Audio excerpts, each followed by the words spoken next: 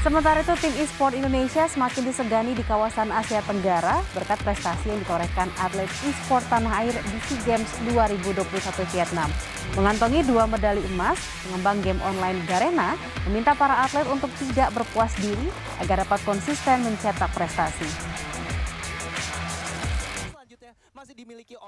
Prestasi e-sport di tanah air semakin berkembang.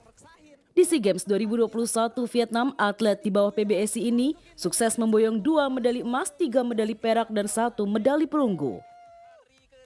Dominasi atlet e-sport Indonesia pun wajib diperhitungkan di kawasan Asia Tenggara. Salah satunya pada kategori game Free Fire. Sebelumnya Indonesia merebut gelar juara dunia Free Fire yang diadakan di Thailand dan Brazil dan Asia Invitational di tahun 2019, di mana Island of Gods dan EVOS masih mendominasi. Kini Wijaya Nugroho selaku Kepala Bisnis Development dan e-sport Garena tak ingin para atlet yang kini telah bergabung di timnas berpuas diri.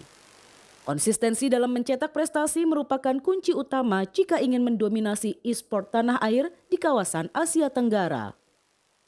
Confidence tetap harus fokus dan tentunya kalau saat awalnya kita di bawah kita nggak boleh takut juga dan harus terus berjuang. Nah mental seperti itulah yang kita harus terus improve sih seperti itu.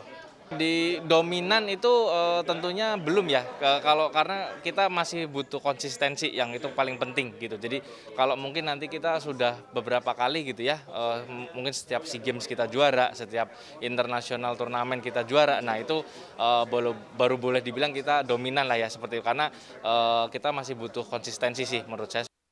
Kini para atlet yang telah mewakili Indonesia untuk sementara diliburkan dan kembali ke klub masing-masing.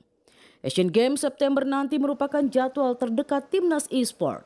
Namun timnas e-sport Merah Putih masih menanti multi-event tingkat Asia yang masih diundur akibat tingginya kasus COVID-19 di kawasan Tiongkok.